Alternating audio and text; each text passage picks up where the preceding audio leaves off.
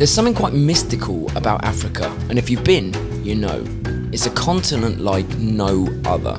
It's life, in all forms, in every type of way. But as a runner, there are certain pockets of Africa we feel drawn to, none more prominent than Kenya. But although we're going to explore Kenyan training secrets today and hopefully learn a lot together that we can use in our own running, I want to focus on one thing: the joy. It's something that stood out to me from everything I've read, everything I've heard and everything I've seen. Kenyans have an almost spiritual connection with running, and I want that. And more importantly, I want it for you too. For many Kenyans, running isn't part of life, it is life. But obviously I can't do it alone. I've never been to Kenya, I don't have any footage of me in Kenya. So I reached out to Matt and the guys at Sweat Elite training sessions and I said, guys, can I borrow some of the footage that you have, some of the awesome stuff you have from all of the training sessions you've done in Kenya? And Matt very kindly said that I can. So I'm going to put a link, always when I'm using those videos, I'm going to put a link to their videos because it is a treasure trove of training sessions and things you can learn about how the Kenyans train, and not just Kenyans, worldwide athletes. So what's the first point?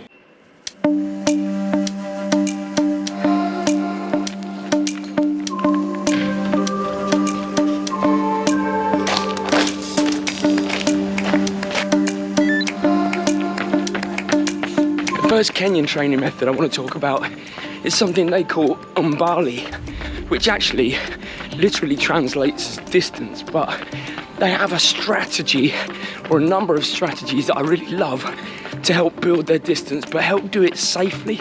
I'm having to whisper because it's so early in the morning, but I think that's where maybe a lot of us fall down, is trying to rush the process. So let me talk to you about the Umbali process. I think what the Kenyans understand more than most, which I really like, is that you can't rush the process, and that means that it's not about jumping up to big distances straight away, big Umbali straight away, even if you're Kenyan, because you need to give it time for your bones, ligaments, joints to keep up and catch up. So they actually very modestly build their Umbali and get to where they need to be over a period of time so that they can put the quality in when it needs to be there. But Umbali, it's not just about how you build your overall distance. It's actually very much to do with what you do in each individual session. I think that's where the actual real joy can be found. And it's the reason this is only my first run of the day. And on run 2, I picked up a straggler to talk about Umbali. And so, as I said earlier, it's a word that means a lot of different things, but it can mean your overall general distance and how you build it. But in this instance right now, we're out, we've both run this morning. This is our second run of the day, and Kenyans, I think they run something in the region of 11 runs a week, some being high quality, so you only do 1, and some being easy, so you do 2. But another way of building your Umbali is by splitting your run days. So it's either easy in the morning, easy in the afternoon, or hard in the morning and almost always easy in the afternoon. That's the way it's split. And the final piece of the Umbali puzzle, how they complete each of their distance runs, is actually quite simple but brilliant, and that is when Kenyans go out for their run, they just build in gradually. They start very slowly and incrementally build the pace, give their muscles a chance to warm up, give their minds and bodies a chance to get in the game.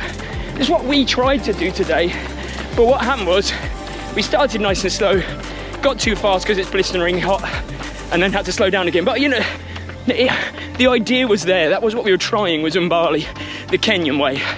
Didn't quite go to plan A. No Umbali. No Umbali. Point. Okay. It's agreed. You get going.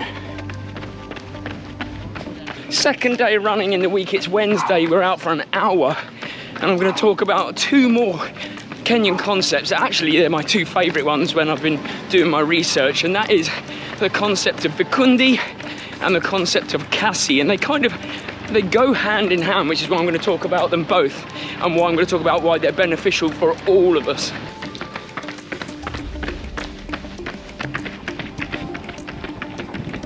Let's start with the Kenyan tradition of vikundi, which is group running, which, yes, I know there is only 2 of us, but go with us here, because it's a big Kenyan tradition that when you're training, especially on your harder runs, let's say the tempos, the intervals, the progressive runs, you train in groups, sometimes groups of up to over 100 in Kenya.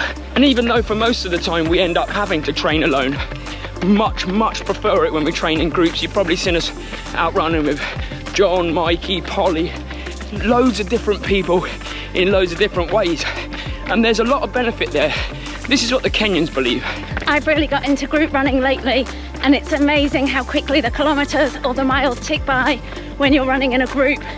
It's absolutely brilliant, and you get to chat, it's social, and you get that team sense of achievement when you finish as well.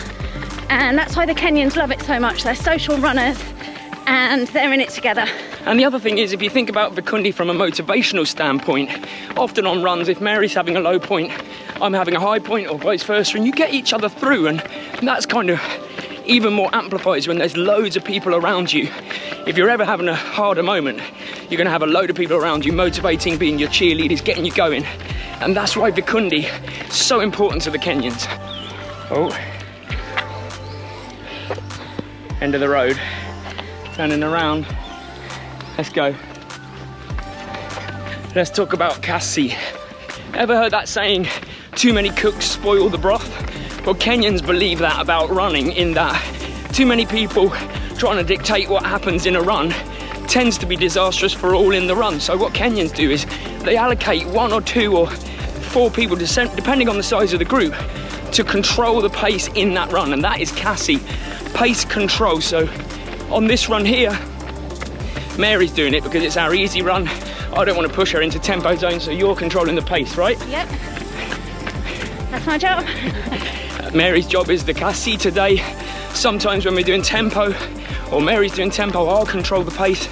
And it works for bigger groups as well that we run in, but I think it's a nice format because, as the Kenyans explain, you can switch your brain off if you're not the one controlling the group pace, and you can just focus on running. You don't have to think about anything else. Your mind doesn't have to wander elsewhere. You're in the joy, you're in the moment, because someone else on that particular run who's good at that particular pace is controlling the kasi. And the next Kenyan secret, I'm gonna put my own spin on, by the way, is Ugali. But it's the morning, I'm so tired, I've got no idea if I'm going to be able to articulate this very well. So Ugali is actually the staple meal of Kenyan runners' diet. It's a kind of corn flour or maize mush. It's really hard to describe, but it's what they love. And while I'm not going to recommend that we eat Ugali, that's one of the Kenyan secrets, what I would say is that what we can take away from this is that they are a carb-centered diet in terms of when they train, when they run. And I've done a few videos on this in the past, you may have watched them, you may have felt differing of opinion to me, but what I would say is that a carb-centered diet allows me to train hard, to have the quality when I need it, and to have the energy for my work as well, which is a very physical job. But the important distinction here is what I'm not saying is carb-heavy diet, I'm saying that my diet is carb-centered, as in most of the meals I eat are built around an element of carbohydrate. Rice, potato, oats, those kinds of things form a really vital part of my meal rather than a large part, although when it comes to potato it is a large part. Breakfast done, and I realise as I'm saying this I've never tried Ugali, so that's going to be something coming in the future for sure. And whilst out on my easy Thursday hour, I realised another strong suit of the Kenyans is their dedication to drills and technique work.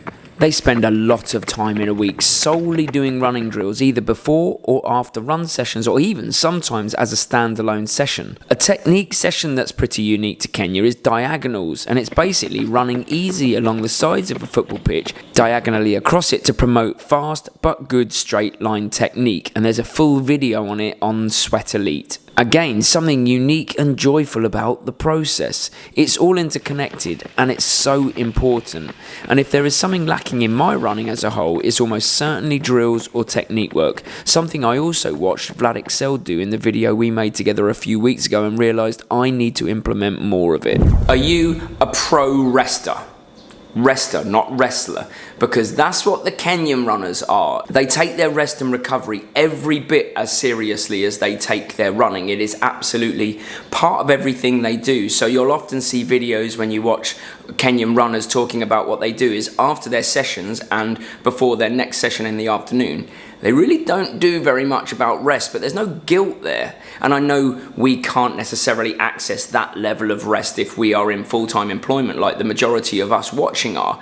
But what we can do is understand that the Kenyans do prioritise taking rest, taking recovery, knowing that it's part of the big picture rather than just the training being part of the picture. And I think it's sometimes something that newer runners miss out on is allowing yourself that time and that recovery so that you can build back stronger. And the other thing I like about rest is the fact that it can be social. So Kenyans tend to, after their training sessions, maybe go and get some ugali or food or tea or drink with their friends. They spend time just sitting down and chatting. So they turn it again into something really joyful rather than just going home and lying down, which they probably also do. But not only are they high-level runners, they're high-level resters. And this is perhaps the most important point for me, genuinely, that I believe the thing that the Kenyans do that creates the most joy in their lives is they keep it simple. So simplicity and discipline. There is no motivation needed. They just get up and do what they want to do.